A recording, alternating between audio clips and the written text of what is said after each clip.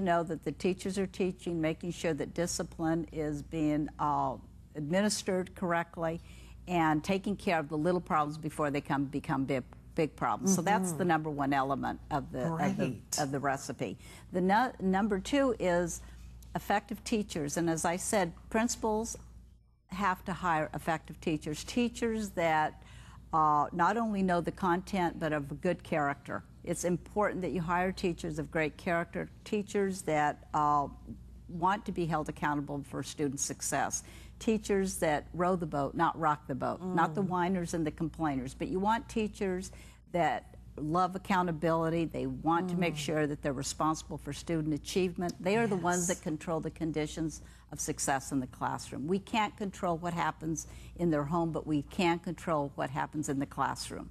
And those are the teachers you want for your students in that school. The third element is a comprehensive curriculum, a curriculum that stretches the kids from an advanced placement curriculum for those students that want to go on to the university and college, also to the kids that want to pursue a career or a vocational track. Great. And you also want to make sure that you have a curriculum for the fast learner and the slow learner. I don't believe you ever want to, even in a school that you have kids that struggle, there's always kids that want to pursue high levels of learning. And my belief is that if you target and you focus at the low ends, you will never have students that are being stretched to high levels of learning. And then you become a custodial school, a school of low achievement, and you will never become a high achievement school. So that's one of the biggest recipes of a great school, is making sure that you have advanced classes such as advanced placement. When I went to Glendale, there was 1 or 2 advanced placement courses, and when I left, there was 6 advanced placement courses. Great. Now, there weren't a lot of students that were in those courses at the beginning, but as time went, and I stayed there 10 years, we enrolled more and more students in our advanced placement courses. And that's how you turn low achievement schools into high performance schools, because all of your teachers become even better instructors. And the fourth element is a strong discipline program. And my mantra was, as a high school principal, is discipline before instruction. Now, there are some schools that might not have a discipline problem, but if you do have a discipline problem when you walk into a school as a principal, you have to really take care of the discipline. And that was one of my situations when I went to Glendale High School. They did have a lot of gang activity, and I knew that there was no way that I could live in a school and become the leader of a school with gang activity. And so I met with our teachers, and in 2 years we had all of the gang activity out of there.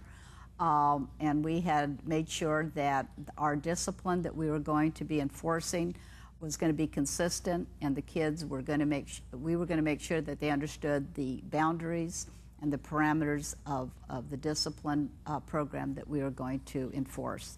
And that is one thing that you have to do, is, as we talked about in the green room, is to be consistent and be fair.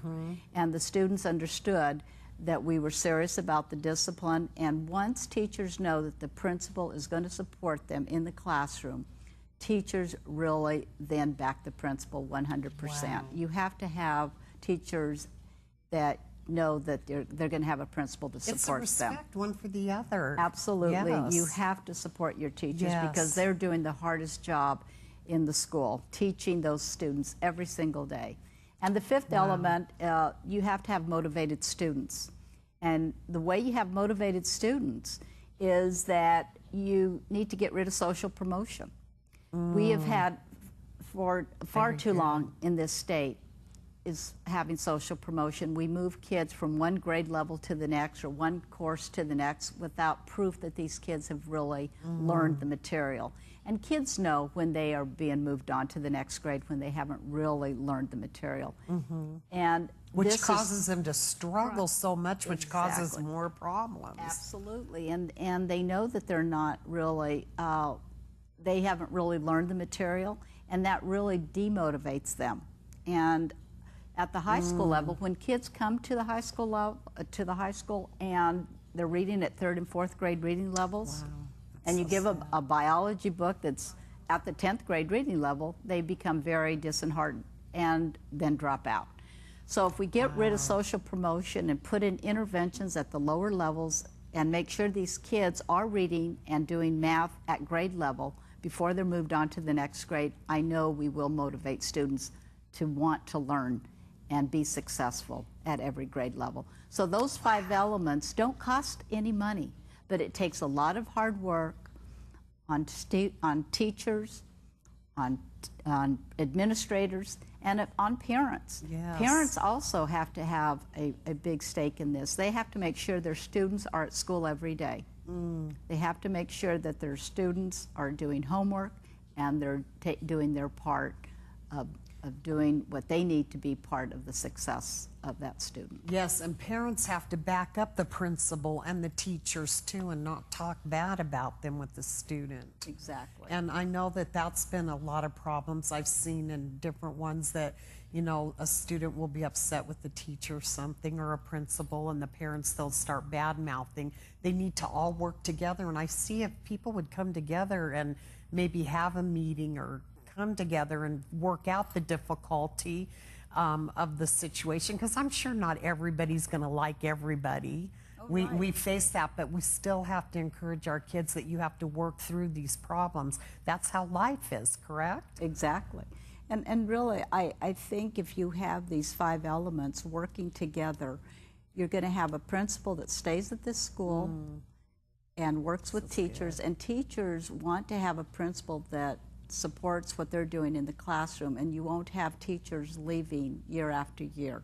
And that's the biggest factor in a high-achieving school, is the consistency of teachers staying at that school and a principal staying at that school. If you have a revolving door of teachers leaving every year, you're not going to have the consistency of the instruction and the consistency of the leadership. That's what I see as the biggest problem in our low-performance schools in Arizona. They have a revolving door of administrators and teachers, and if we can make